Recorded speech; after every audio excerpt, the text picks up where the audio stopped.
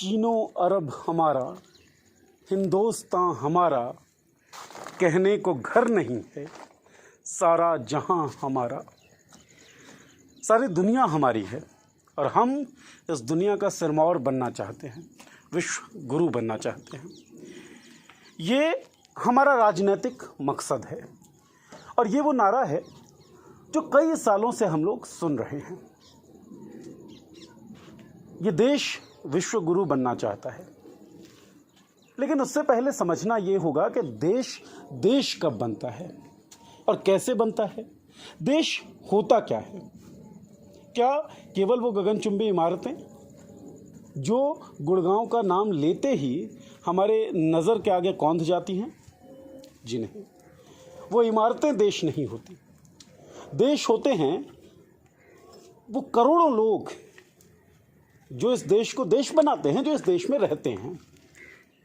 इन करोड़ों लोगों का सबसे आधारभूत सपना क्या होता है?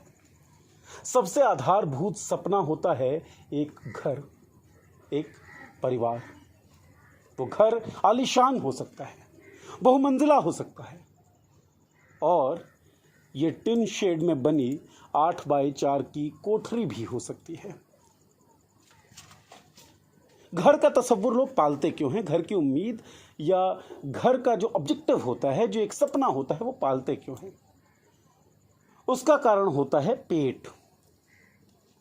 घर होगा, प्यार होगा, स्नेह होगा, रोटी मिलेगी तो जिंदगी चल पाएगी। लेकिन जब इस पेट पर, जब इस भूख पर डर हावी हो जाता है तो लोग अपने जिंदगी के सबसे बड़े आधार घर को छोड़ने पर मजबूर हो जाते हैं।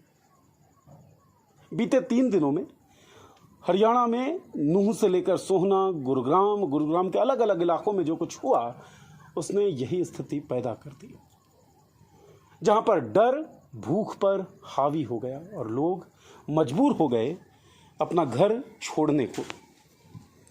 ये वो 8 बाई 4 की कोठरी है जिसका जिक्र हम कर रहे हैं और ऐसी कई कोठरियां इस बस्ती में आपको दिखेंगी। मैं चाहता हूं कि कशिश दिखाएं कि किस तरह से बंगाल के ज़्यादातर लोग इस बस्ती में हैं।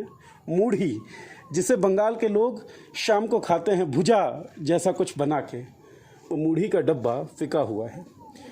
तेल का बोतल आप से देख सकते हैं फिका हुआ है। यहाँ जूते पड़े हैं, चप्पलें पड़ी हुई हैं। इन सब सामानों को, कूलर्स आप देख सकते हैं, यूं ही छोड़कर अपने अपने इन घरों में, अपने अपने इन सपनों पर ताला लगाकर लोग मजबूर हो गए चले जाने के लिए। और मजबूर किए गए उन गुंडों के द्वारा, उन पोटेंशियल आतंकवादियों के द्वारा जिन्हें लगता है वो अपने धर्म की रक्षा करते हैं, जिन्हें लगता है कि हिंदुस्तान उनकी बपौती है, जिन्हें लगता है कि हिंदुस्तान उनको खैरात में, जिन्हें लगता है कि हिंदुस्तान उनको खैरात में मिल गई और उस पर केवल उनका अधिकार है। वो ना कभी हिंदुस्तान के मायने को समझ सके और ना ही कभी हिंदुस्तान के मायने को समझ सकेंगे। अब सवाल ये उठता है कि वो तमाम लोग जो पॉलिटिकल रिप्रेजेंटेशन करते हैं, जो नेता हैं, बड़े बड़े वादे, बड़े बड़े दावे करते हैं, चुनावों के दौरान इन तमाम लोगों के हाथ पैर जोड़ते हैं, वोट इकट्ठा करते हैं और जिनकी जिम्मेदारी बनती है राष्ट्र निर्माण की, क्योंकि बड़े बड़े टीवी स्क्रीन्स पर, सोशल मीडिया प्लेटफॉर्म्स पर उन नेताओं के द्वारा, उन राजनीतिक पार्टियों के द्वारा आप राष्ट्र निर्माण शब्द बहुत बार सुनते होंगे। वो नेता क्या कर रहे हैं? कहाँ हैं वो? उन्होंने मजबूर कर दिया इन तमाम लोगों को अपना अपना घर छोड़ देने पर। और अगर उन्होंने मजबूर नहीं किया तो क्या वो मजबूर हो गए? और अगर वो मजबूर हो गए तो हमारा देश किस हालत में है?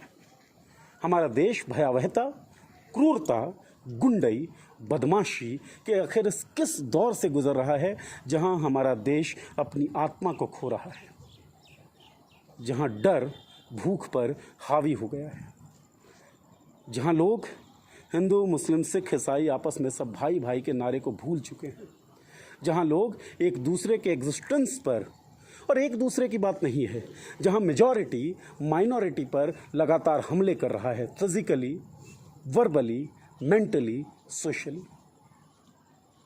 ये लोग जो अपने अपने सपनों पर ताला लगाकर अपने अपने घरों की तरफ जिन जगहों से बड़ी उम्मीदों के साथ ये लोग आए थे वहाँ जाने को मजबूर हो गए। और इसमें एक बात और गौरतलब है कि जिन जगहों पर ये वापस गए हैं वहाँ भी तय नहीं कि इनका अपना कोई घर है या नहीं है। ये लोग आखिर कैसे कहेंगे भारत माता की जय? आखिर किसे मानेंगे अपनी भारत माता जब उनके पास एक जगह ही नहीं है? बड़ा सवाल ये है कि ये लोग जो पैदा हुए, क्या इस देश में और क्या इस पूरी दुनिया में उनके लिए कोई जगह नहीं है? और अगर उनके लिए जगह नहीं है तो एक बात तय है कि उनकी जगह किसी सफ़ेद पोश ने, किसी गुंडे ने, किसी बदमाश ने, किसी पागल ने हड़प ली है, उस जगह पर कब्ज़ा कर लिया है। मयंक और कशिश के साथ गुरुग्राम के सेक्टर 70 से मैं नीरज।